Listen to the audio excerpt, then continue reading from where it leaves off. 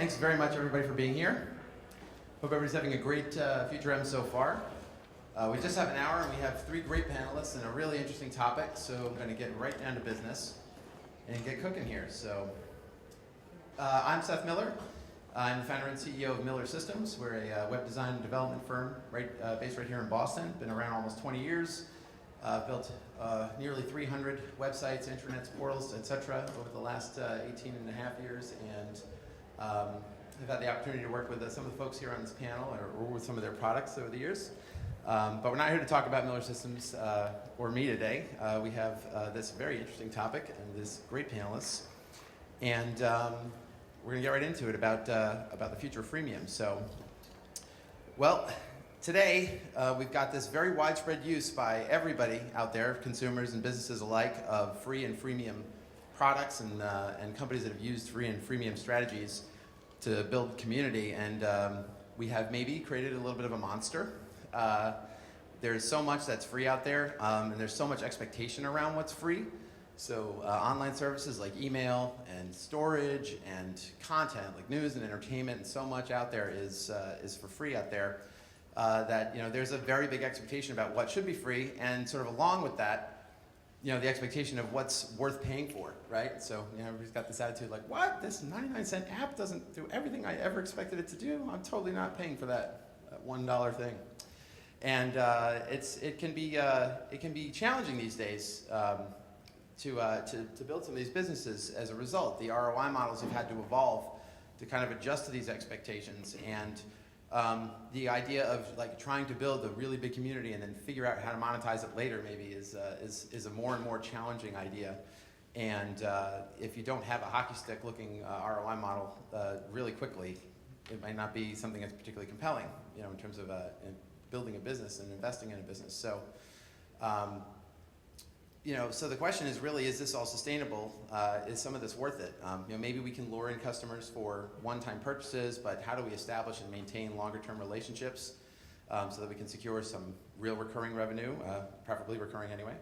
And really the question is, is this all driving business, or is it driving us out of business? And that's really what we're here to talk about with these excellent panelists. So I'm going to introduce them, give you a little bit about their backgrounds, and then we'll get right into it.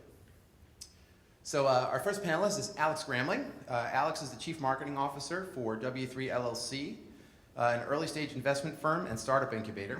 W3 provides seed capital, shared office space, operational resources, and hands-on management to nurture new companies toward rapid revenue and profitability.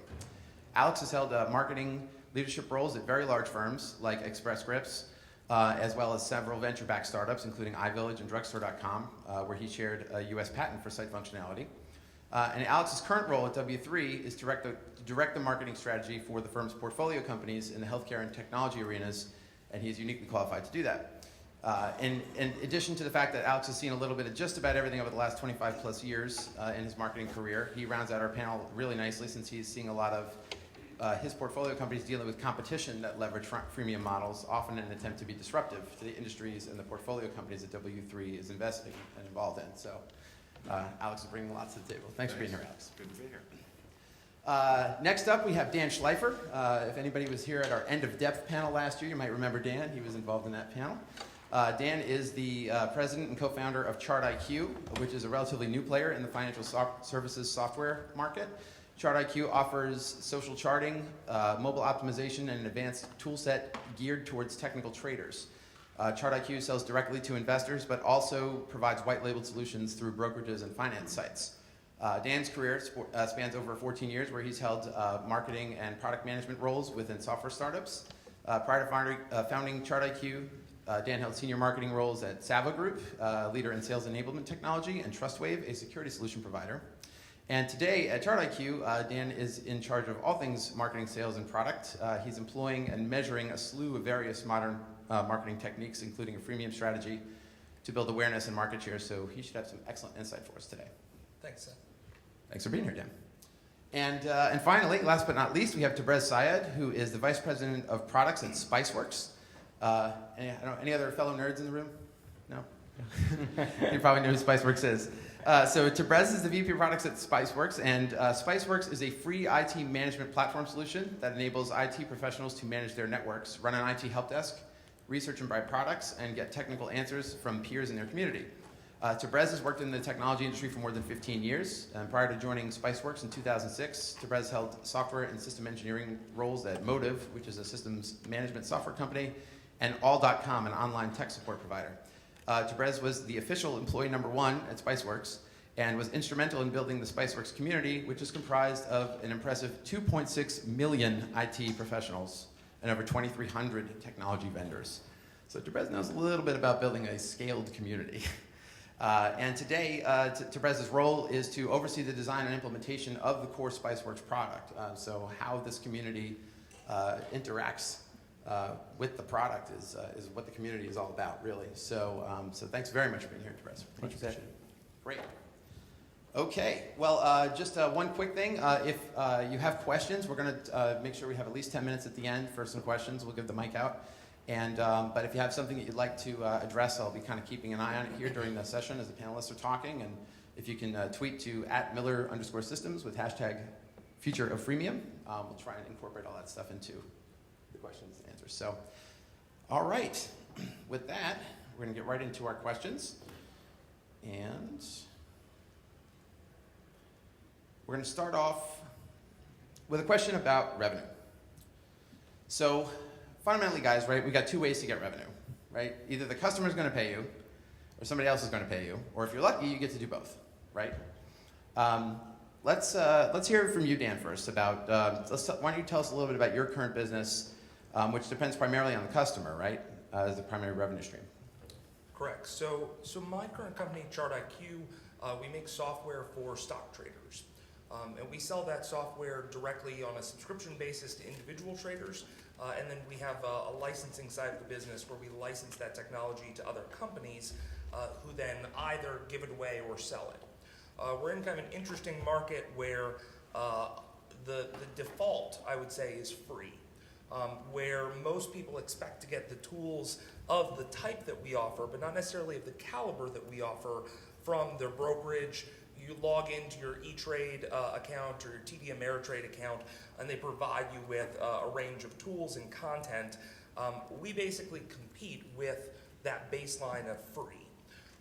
What's interesting for us is that we try to sell individuals based on kind of upgrading, and we do monetize directly by selling them a subscription. We also then turn around and license the underlying technology to those same companies that give it away for free. They pay us, they give it away for free, and they monetize indirectly. So yeah, I mean, our revenue basis is completely based on the customer paying us and perceiving value. We have two different kind of value propositions that we have to make, one to an individual and one to a business, based on the same underlying product. So there's an in-app purchase sort of revenue model that's part of that, right? The subscription is like sort of starts with free, and then in terms of the individual sale. Correct. So as far as the individual sale, we've had to kind of play around with revenue models from the very beginning. As a startup, we've always been very revenue focused. It keeps us honest, keeps us customer centric, and keeps us focused on developing the features that people actually care for and are willing to pay for, which is really the true measure in my mind of what somebody really values, is what they're willing to part with dollars over. So we have, as of right now, arrived in a situation where we give away a certain level for free. Like I said, most people expect to be able to get the kinds of tools that we provide for free from their brokerage or from another provider. So we're kind of forced into a situation where we have to give away the basics for free. And then we have very carefully tested and measured the things that people care about and are willing to pay for on top, how much they're willing to pay for that, and how they're willing to pay for that. And so that that freemium basis has provided us with kind of an opportunity to get our name out there, and given us a user base to really kind of experiment with on the revenue side. Oh, no. That's a very helpful perspective, Dan. That's great. So Tabrez, you're kind of on the totally opposite end of the spectrum, right? Mm-hmm. So Spiceworks end users don't pay anything, right? So without pitching Spiceworks too much, tell us a little bit about where the money comes from. Sure, I'd be happy to. So Spiceworks started in 2006, like you were saying earlier.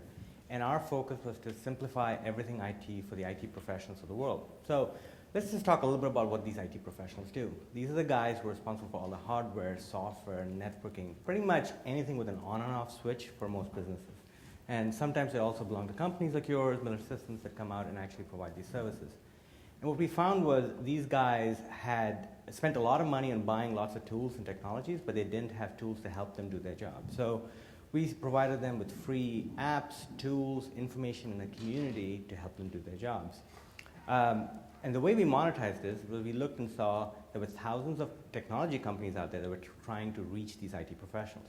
They wanted to connect with them, they wanted to learn from them, and they wanted to educate them about solutions that they had developed.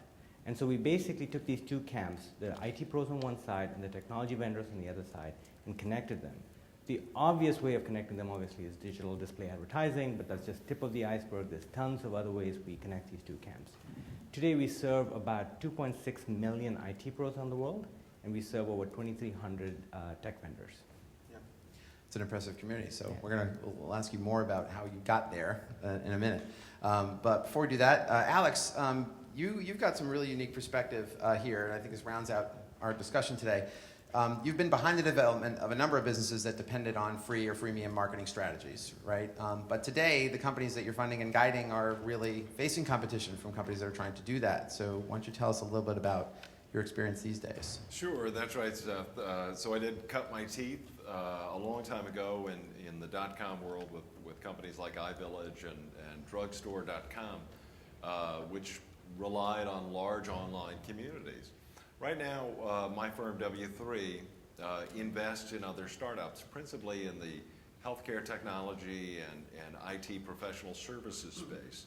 So we have two different companies that are staff augmentation and consulting companies, and our customers are large enterprise businesses that need IT expertise.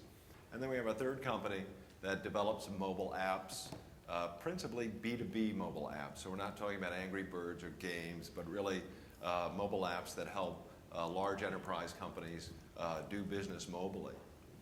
And so you're right, our revenue comes from mid-market and enterprise customers, primarily on an SOW basis.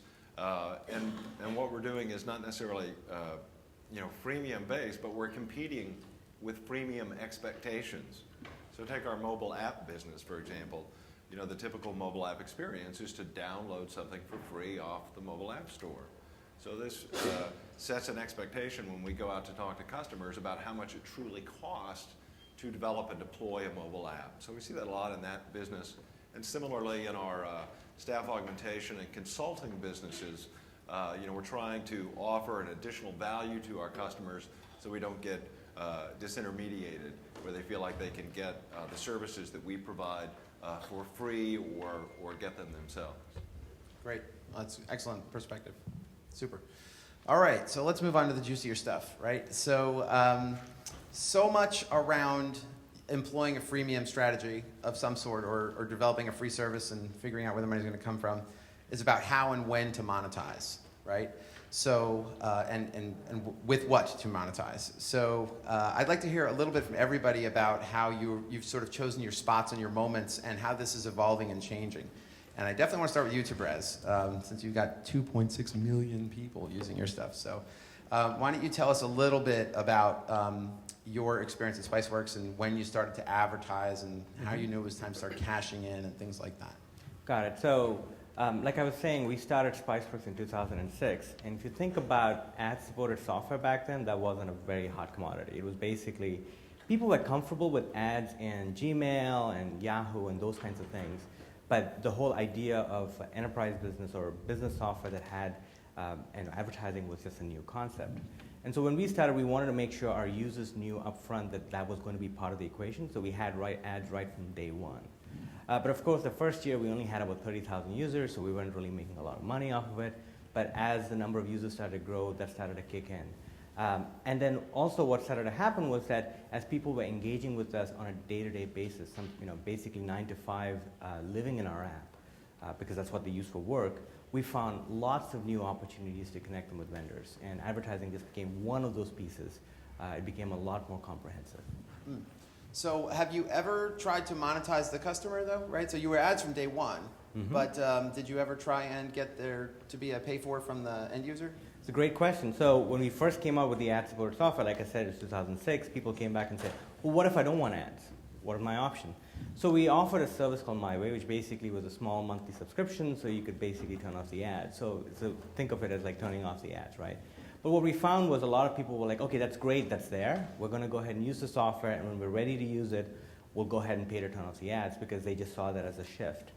But what ended up happening was the ads didn't bother them. They liked the ads, they found it useful, and they continue to use it. And so while the program still remains as more of an objection remover, so people just go, I got it, I can take care of the ads if I don't want them, we find that most people don't want to get rid of the ads. Mm-hmm. So, geez, you hear that all the time, right? People liked the ads, right? That's not a common story. And I guess how are the revenue streams changing and evolving? Because obviously 2006 is a long time ago now, right? And 30,000 users in the first year is also really rearview mirror. So how's this changing? So the main thing we see is that when you have 2.6 million users using your app, you'll find that there's lots of different desires, needs, wants, all that kind of stuff. And so while Spiceworks is becoming like the tool they use 9 to 5 every day to do their jobs, we're finding all sorts of specializations within our user base, right? So even if you think about 1 to 2% of our user base wanting a certain feature, that's a lot of people. And they want other tools that fit in our platform. So one of the things we're starting to see is a demand for other applications that fit in our workflow. So what we're doing is working with other vendors so they can build into our platform, and our users can pay for those premium services. For example, just this month we've launched a new mobile device management application. The functionality, the base functionality is free to all our users, but if you want the premium stuff, you buy it from a partner. So there are ways to use our platform and then buy additional tools and apps that kind of provide the whole package, depending on your use case. So that's one example of how the revenue streams are changing, but there's quite a few of those. So the scale has sort of allowed you to build on, and so there is going to be some monetization of the customer, it sounds like, right? Yeah, absolutely. So, right, maybe it's more about the timing of in your case, right, when to monetize the customer, and how, and what would really be sort of valuable enough to be a premium offering, right? Right. So interesting. Okay, great. That's helpful.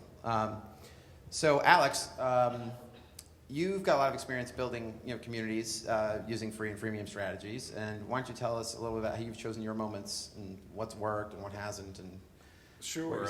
I can think of a couple of applicable experiences. One, obviously, at iVillage, where we were building large online communities, and we had a particular focus. We were really trying to attract women, and so I think that's one of the keys if you're thinking about building communities and monetizing them.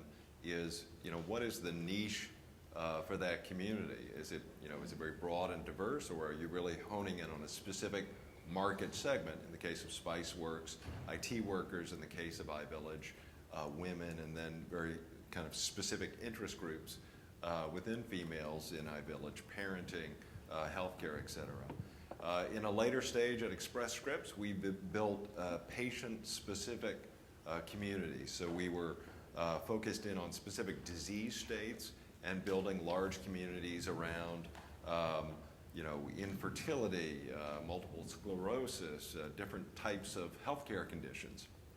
In that case, many of these communities were very small, but they were very passionate and very focused, and we were able to monetize those communities by bringing in pharma-related advertisers who wanted to talk to these patient communities.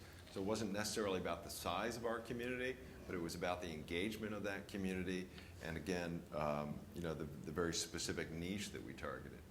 I also think locally about two companies that have doctors as their communities. One is called Sermo. They have a very large national physician base community. And another one is called Quania MD that has a similar model. And again, in that case, I think you're talking about businesses that have really a specific audience and niche that someone wants to talk to, that an advertiser wants to talk to, that someone wants to sell services to or engage with. So I think that's critical in building a freemium model, is kind of knowing your audience. And then the last thing I'd say on this topic is, it not only has to be a big audience of a certain size, it just has to be an engaged audience. It has to be an active user group. If you're an advertiser, if you're trying to sell a service into this audience, you need to be able to show some level of engagement with that audience. Just collecting registrations randomly and building, a database of 1 million people isn't enough to build a business around. You need to be able to engage them, to get them to do certain things, and to have a willingness to engage and work with your advertisers and other streams of revenue. So how about with your current investment companies? So does your competition sort of agree with some of this? How do they try and leverage some of these freemium marketing strategy to? Yeah, well, to again, we have a variety of companies that have a lot of different revenue strategies, and as I said, what we most often run into is competition. One of our businesses is a software reseller, and we sell SAP CRM software. And we just had our hat handed to us for 3 years because we were competing with Salesforce.com. Now, Salesforce.com certainly isn't free, but one of their principal customer acquisition strategies is a 30-day free trial. And they've just proven enormously successful in acquiring, capturing, and keeping new customers that way. And large enterprise software companies like SAP and others who try to compete with that, who didn't have a similar model, as I said, literally just got their hats handed to them. So in a lot of our businesses, as I said, we compete with freemium types of expectations, and in that case specifically, a customer has used a freemium marketing strategy very successfully to capture a lot of market share from a lot of large competitors. Mm-hmm. Super. Dan, so your ChartIQ's revenue is largely customer driven. Why don't you tell us about how you've made these critical decisions about when to monetize and how? It sounds like you've had a lot of evolution over the last year. Yeah, so I want to, before I kind of jump completely into that, I want to just kind of talk about something that you guys both brought up about the indirect, because as we discussed, ChartIQ monetizes directly. Our customers pay us. We don't sell ads, we don't sell off data, we don't sell off data about our users, but we've spent a lot of time thinking about that. And so I think the topics that you guys just brought up of it's not just the size of the community that you have and the ability to indirectly monetize it, but how engaged that community is and how specialized and valuable that community is. And obviously, you have both size and value, right? IT people tend to hold a lot of budget. It's something that we've thought a lot about, and our users are stock traders and tend to be very active stock traders. Our users right now, on average, I just pulled the data the other day because it's a KPI that we watch, spend on average 600 minutes per month using our software across all of their devices. So every time they come and use our software on a tablet, they spend 30 minutes.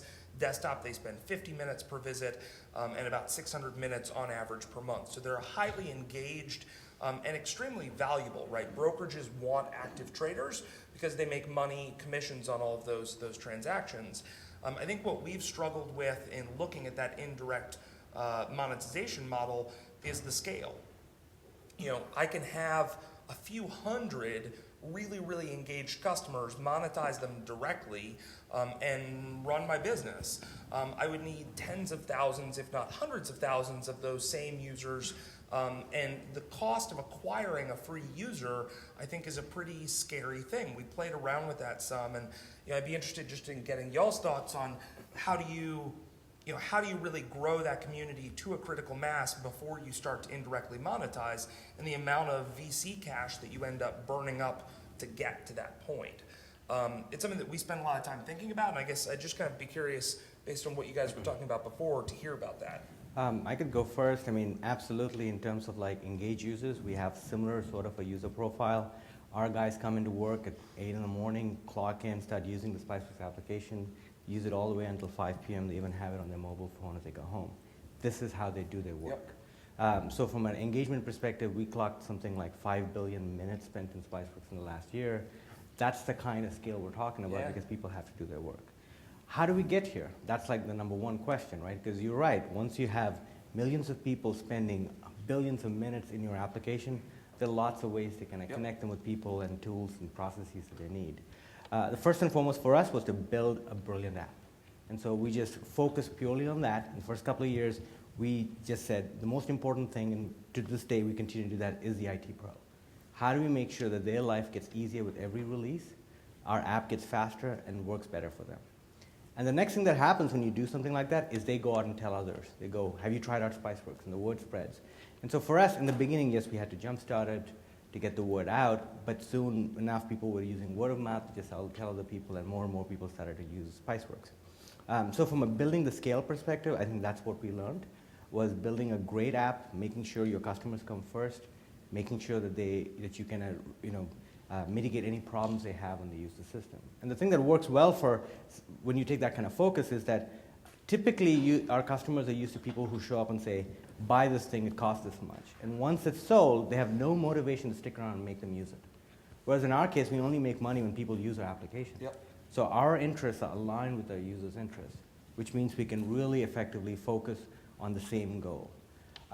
So that's kind of at least in the growing of the app. And then once it's grown, like you are finding out, you have lots of other ways to monetize it. So I think one of the things I wanted to comment on Seth's original question was, when do you start monetizing? So we started monetizing day one. We always charge for our product. We've tried a bunch of different models for how we charge for it, but we've charged from day one, and we felt like that kept us honest. Right, it kept us focused and gave us the discipline, I think, that you were talking about really focusing on what our users really wanted, what was going to, as a stock trader, what was going to improve their performance, right? If they're not making more money because they're using my product, they're going to stop using it. And so charging for it forced us to stay honest on the product side and stay focused on the product side.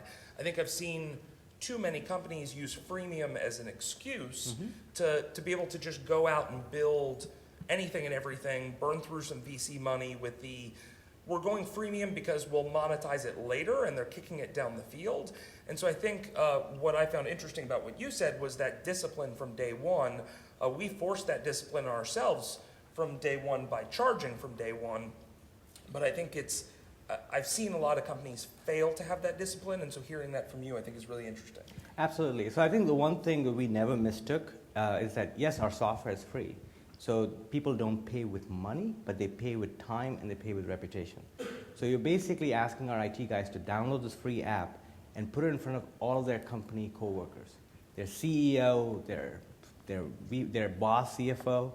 They're going to send an email out telling everybody to use the Spiceworks help desk. Now that's reputation. Yep. And that doesn't come cheap. So they have to trust us. And you can't take that for granted. So yes, it's free, I get it, but we can't take it less lightly just because it's free. And that's one of the reasons why they trust us so much as well. That's why they want to stay in the platform, they want to stay in the ecosystem. One thing I would tell you, Dan, is, when you alluded to this, is that a free customer isn't really free, right? I mean, at drugstore.com, our year one customer acquisition costs were $100 per customer. And we had an enormous amount of VC money that we were aggressively spending on marketing and giving away product, in essence, to capture a first-time customer. And we knew nothing about what the lifetime value of that customer was going to be for quite some time, because we were just starting out.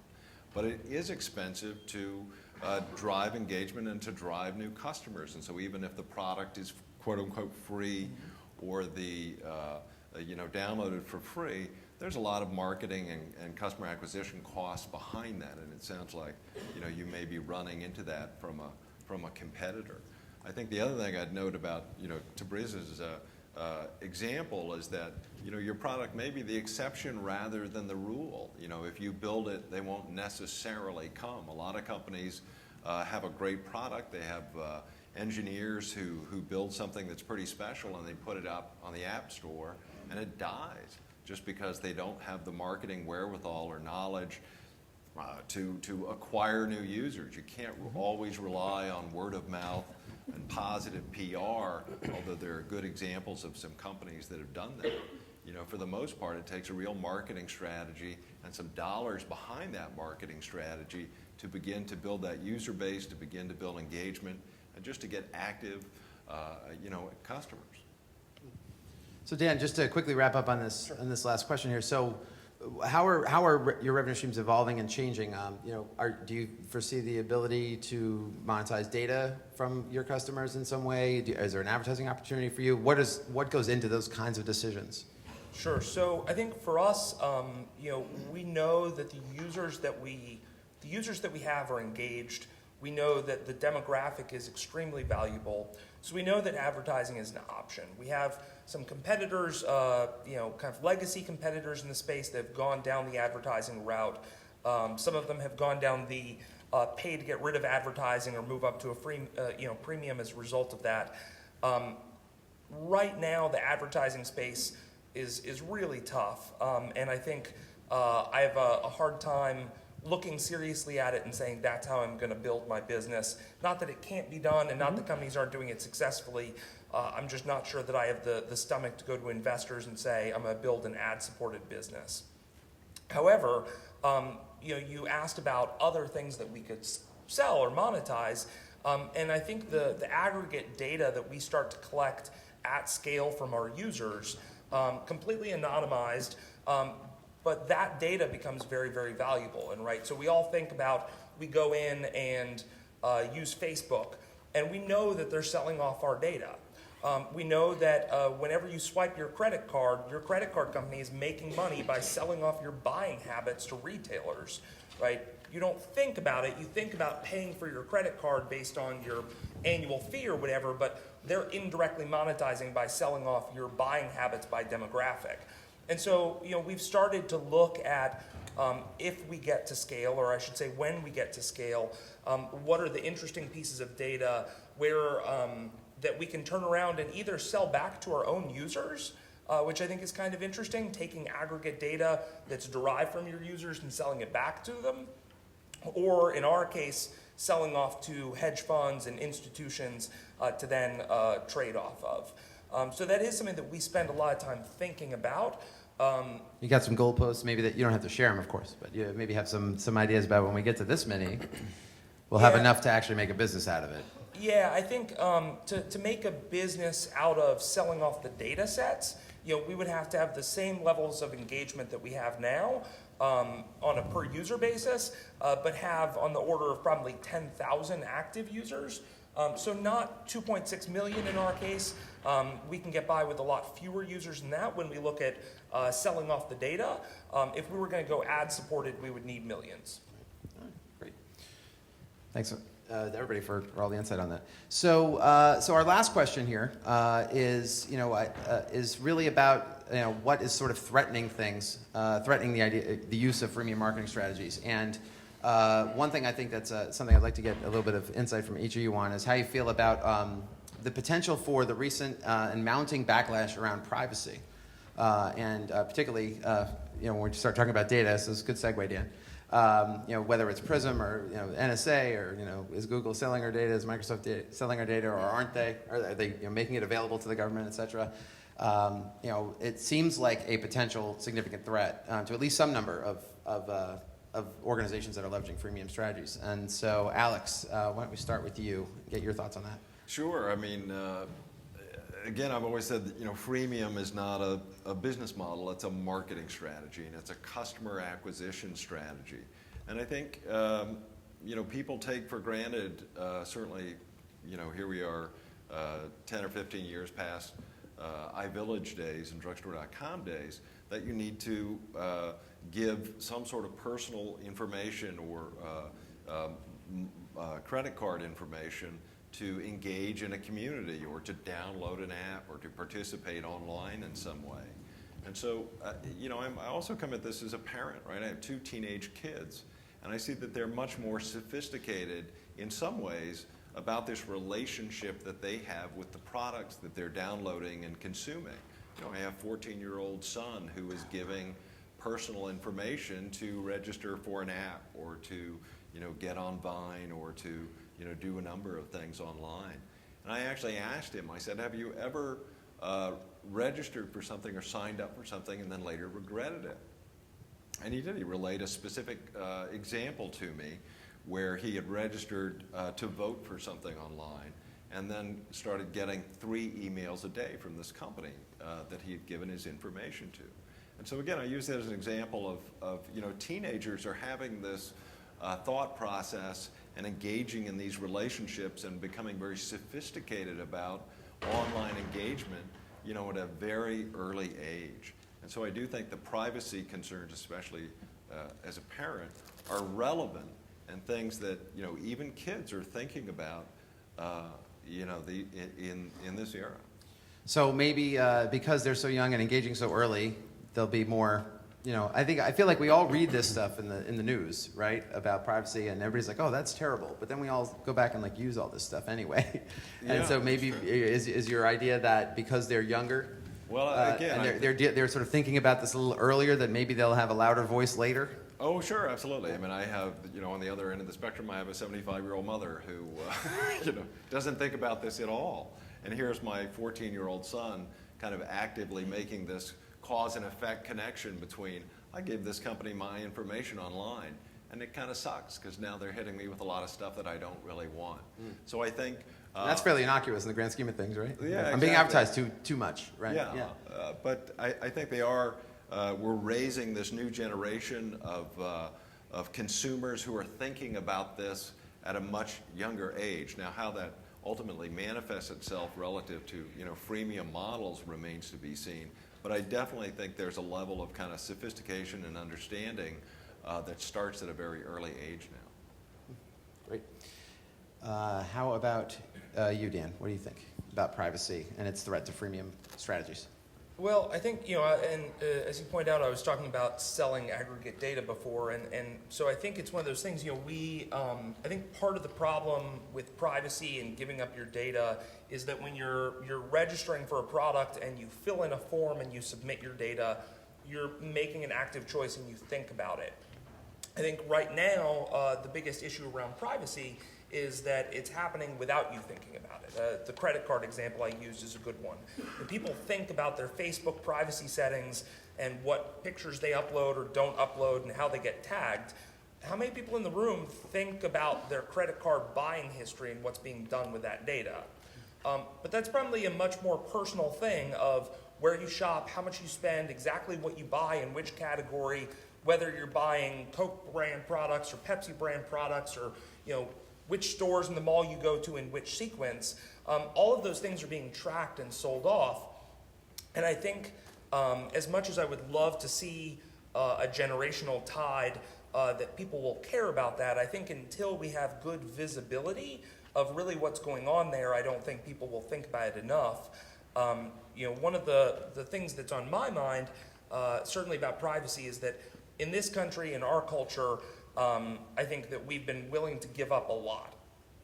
So if we think about that in the government context, or we think about every time Facebook changes their privacy policy and there's 15 minutes of outrage in the press and 0.1% of Facebook's users say, that's it, I'm leaving, and they close their Facebook account, the rest of us move on and forget about it. And obviously that's a very calculated move that they're making. So I don't see a lot of change happening on our side.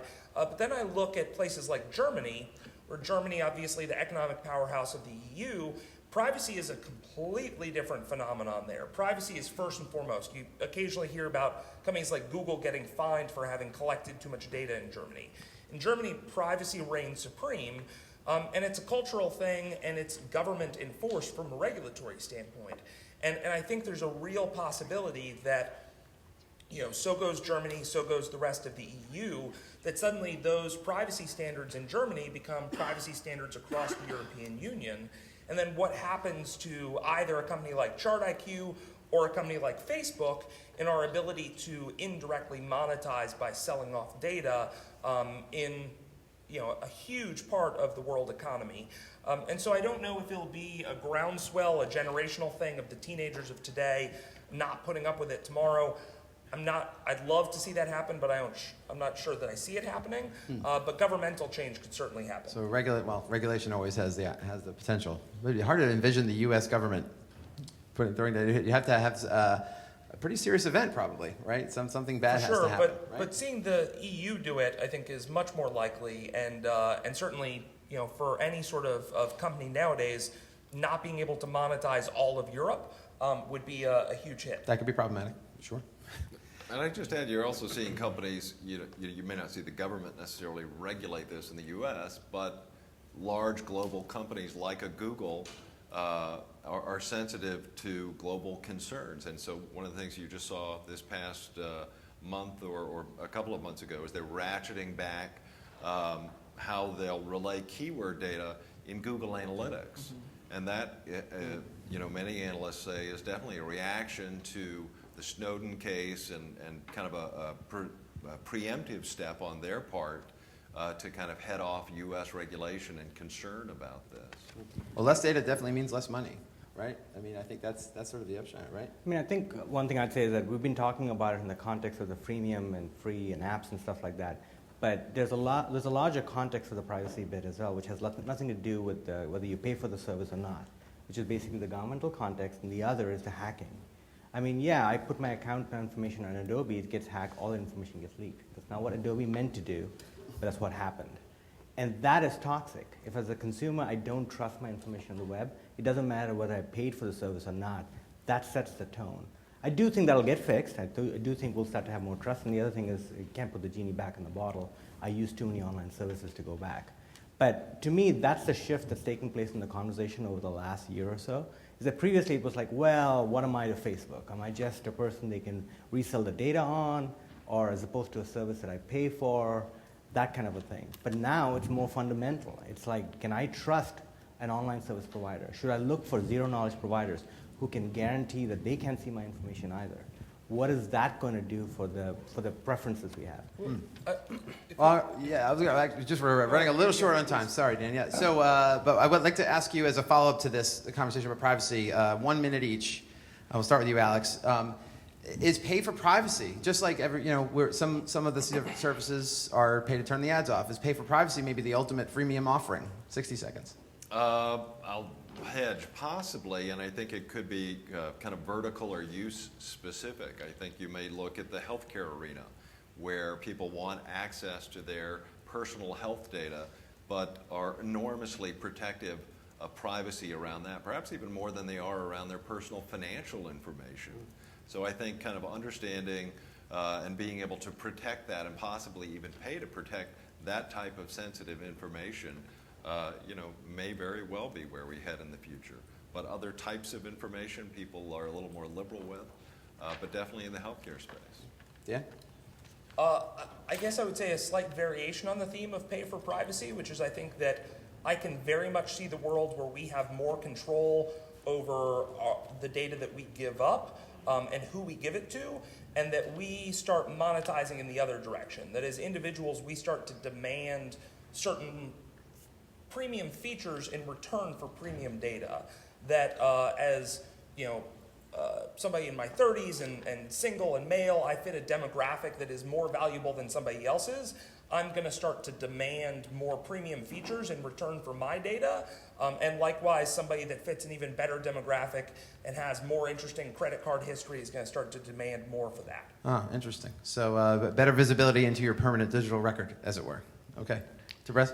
I think it's very context specific. If I'm searching for a restaurant and Google wants to show me a deal at a local restaurant, that's great. But if I'm putting a personal note in Evernote and they want to show me another person who wrote something similar, hell no. So it just very, very much depends on the context. And so that's how I would answer that. Great. All right. Well, we got about 15 minutes left. I wanted to open it up to you folks, let you ask these wonderful panelists some questions and leverage some of their experience. I will bring the microphone right down here. Anybody? Oh, great. Come on, why don't we'll just line up over here.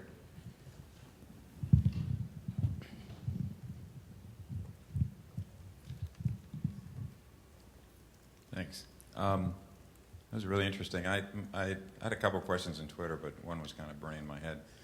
For Tabrez Syed, I really liked what you were speaking about in terms of your model and how you built it up and how people depend on it on a daily basis. And you speak in terms of billions of minutes, which I think was pretty cool. And it sounded like it's moving along just fine in terms of trust. I think that was your currency that you're using. What keeps you up at night? I think as the company continues to grow, we have to keep that user focus in mind. The industry shifts. We work in the technology space. The problems that we're pressing when we started in 2006 have shifted. And now people are moving to the cloud for their services. They're moving to mobile devices for their services. And so our offering has to match that. So we have to continue to make sure we provide a service and a tool that's valuable to users, because that's why they spend those billions of minutes. And if we fail at that, we will lose users.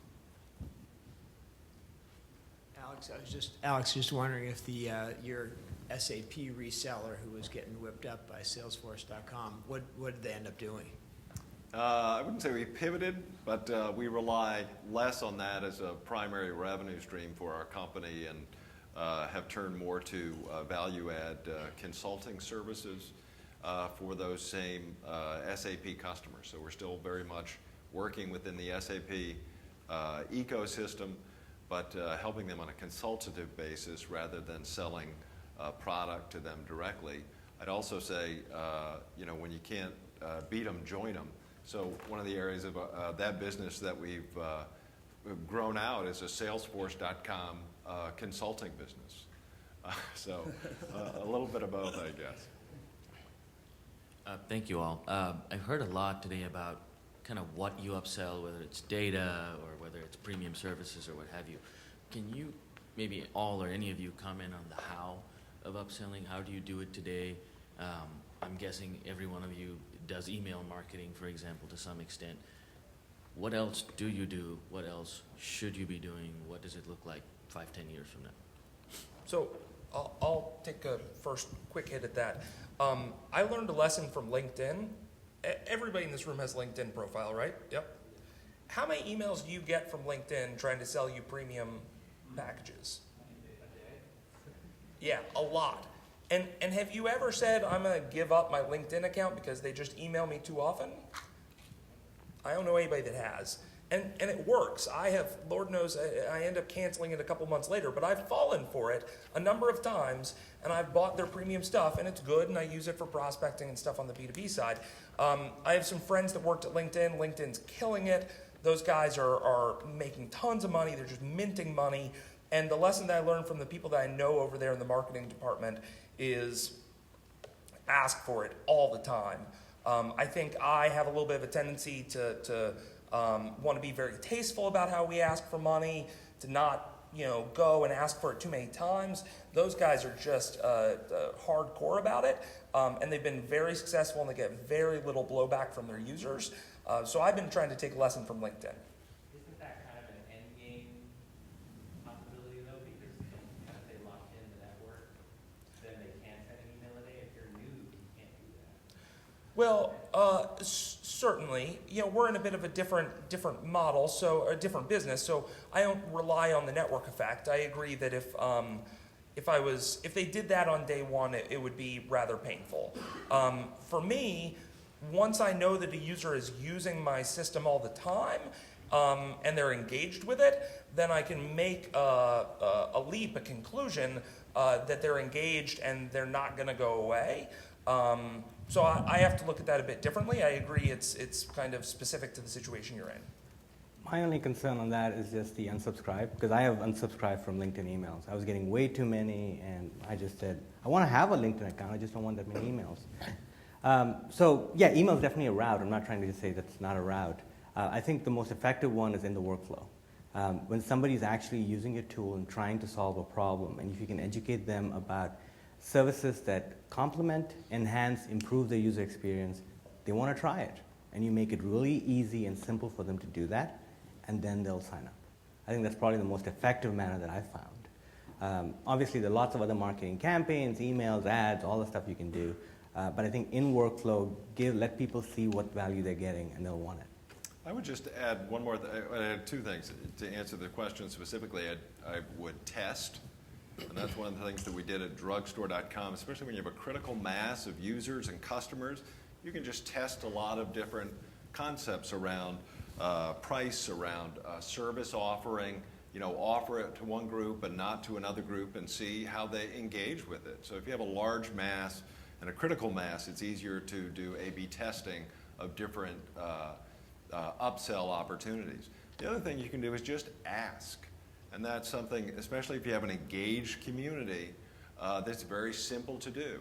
If we offered this to you, would this be interesting? Would you pay for this? How much would you pay for this? And you can do this in a survey format. You can do this in a mass email format. I don't know if you've ever done that specifically with your audience, but just ask them, are these services that you'd be interested in, and what would you pay for them? I'll add in, sorry Seth, I know I go over on time. So one quick thing, we didn't talk a lot about instrumentation, but I think instrumentation, we would all agree, is kind of key to this, that if you're flying blind and you don't actually know what your users are doing or how they're reacting, I will give a quick plug to my favorite product, with which I have no affiliation except that I tout it to everyone. Write down the name Mixpanel. If you're running any sort of software application, website, whether it's e-commerce or whatever, it is the greatest instrumentation I've personally used. We use it for all of our engagement metrics and all of our conversion funnels. I can't say enough. Measure, measure, measure. I had a question for Alex. You mentioned about the difference between having a very large database, that was one thing, but then having a small 10,000, as you said, community, but you had to engage it. And so could you just perhaps touch on just engagement, things that have worked and ones that haven't worked, and why? Sure, and these are experiences across a lot of different types of communities, but I think very simply, you know, the tools are not especially proprietary or interesting. There are things like message boards, you know, things like email. I mean, we talked about LinkedIn and you know, their propensity to just hit you with a lot of email, and you're reading those, you're opening those. So I don't think from a tool and technology perspective, you know, we were doing anything especially innovative across a variety of different communities. But I think the important thing, to just go back to what I said, is just to ask and to have you know, someone trying to engage that community. I think that's something that, you know, many companies just don't do. They don't try to actively engage their users. They build a product, they give them a tool set, and just assume a certain pattern of usage, or kind of sit back and observe usage. But to actively engage them by asking them and not only observing them, I think is the one thing that I'd say across, you know, various different community companies and websites that I've worked on. One more over here.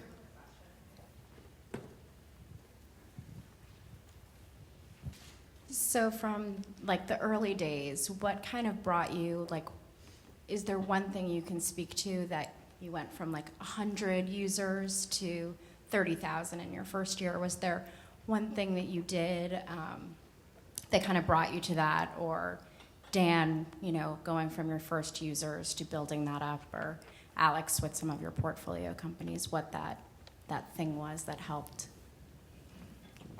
Watershed moments in company histories. So for us, we needed a core set of features that we knew resonated with our users.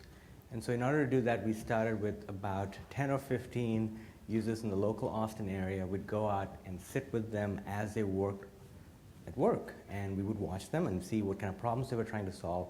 And we just developed a belief of what it would take for people to want this. And so we didn't start big. We just said, let's just get it right for 10 to 15 people.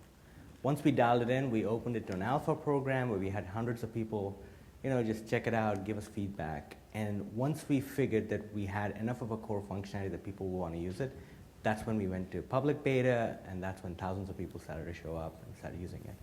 How did you get the word out? I think that's kind of part of the question, right? Mm-hmm. So how did you do that? On the alpha and the private stuff, that was easy. We just local network, people we knew. When we actually went beta, press, there was press about it because we were the first app that did this for free. And there was obviously supported by some amount of marketing spend as well. But I still remember the first night we turned it on beta, and we're like, will anybody come? And people started showing up. It was like midnight from Australia downloading our app. And by the end of the week, there were 3,000. And we were hoping for 300. So that was like, oh, so people do want this. That was the big aha. Cool. I would just say, you know, from our experience, and we haven't quite gotten over the hump in the way that Spiceworks has, but we suddenly feel like we have some tailwind at us, right, as opposed to pushing a rock uphill. It's just persistence, persistence, persistence. If I've learned anything about all this, it's just executing tirelessly. And I see people give up, and we just don't give up. I wrote down 3 things. One is money. You can buy customers. I've done that. One is, word of mouth, and Spiceworks is a great example of that. But I'd also say, specific to that, again, you need to ask and encourage word of mouth and not just sit back and hope that word of mouth happens. Hey, do you like our products? Will you tell your friends? And then the other thing someone mentioned again is PR. I mean, if you're bootstrapping a company, public relations and maybe a seminal PR moment that you can look for, maybe it's a moment, maybe it's a topical event in the news that you can draft off of. Maybe you just have an incredibly charismatic CEO that needs to be put out in front of a certain community. PR is a very cheap way to give great lift to a product or a company.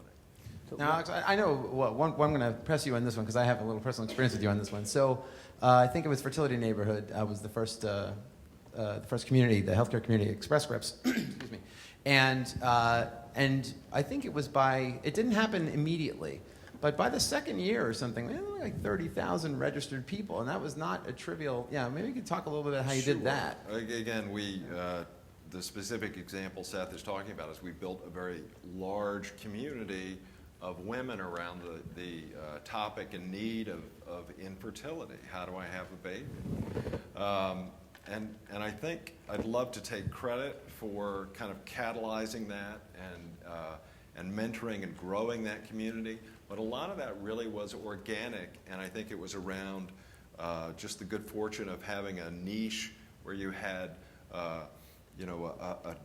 not a lot of information. You had a lot of people who had questions about this topic, and they couldn't necessarily get it from their friends or doctors all the time. So they found each other online, and we just provided the vehicle for that and the channel. But they found you. They did, but we had the advantage of coming at it from the business perspective. So the business that we were in was providing pharmacy services and medical services for women who had infertility. So we had a channel to talk to them directly. So in the boxes of medication that we'd send them, we'd also promote this community where they could come online and get answers to their questions. So we had direct access to this customer in this community. We leveraged that to build an online community. But they grew they told 2 friends, and they told 2 friends. Yeah, by word of Sure. mouth. And I think that's important. That's actually a great point you made a little while ago about word of mouth is not sometimes just an accident, right? It's also you have to ask for it. And from the beginning, one of the things we tried to do was make this whole thing a co-creation with our users. So we would go tell our users, we want to build the next version. What can we do to make it better? And they started to feel invested in our success. We've got countless experiments around Spread Spiceworks, where they would go give presentations at big conferences and stuff and wear T-shirts with Spiceworks logos. All of this stuff was something we came up together. We didn't come up with a list of things and said, here's how you can go spread the word. We said, well, how would you get the word out to other people like you? And they told us, and they volunteered to help us. Well, I'm sensing a common theme. It's really a mix, right? I mean, PR is a good way to kickstart things, leverage your existing customer base, and make micro-celebrities out of them. Leverage social, guerrilla marketing techniques, right? I mean, all these things. I mean, no one of those things is necessarily wow, that was like the most innovative thing I've ever heard, but I think it's the mix of those things, right? That helps you build community, which is obviously extremely relevant and tied to this whole notion of a freemium marketing strategy, right? So do we have any other questions before we wrap it up? Anyone else besides you? All right, there you go. Really curious, Tabrez, when you got those 3,000, how did that happen? What did you ever go back to figure out how did they connect so quickly with each other or whatever? Was there any secret to that? The first 3,000, the core of it was the press that was written up about it, right? So July 24th, 2006 was our beta release. There were press articles written about it. As they got picked up around the world, people started to come and join Spiceworks. So that was the primary jumpstart for it. for those 3,000 for the first week. And then afterwards, there were many, many sources. People telling each other, there was some marketing spend on it, and those kinds of things. But for the first 3,000, this was written up in the trade, right? So basically, the magazines and websites that cover technology stuff started writing about it. Computer so- World, Tech Republic, Yeah, et those cetera. kinds of things. Sure. Yeah. Excellent. Well, Tabrez, Dan, Alex, thank you so much for spending some time today. Thank you all. Hope you got a lot of value out of it. By all means, if you have anything you'd like to ask afterwards, we'll be keeping an eye on the feed, and everybody's Twitter addresses are up there. So thanks again.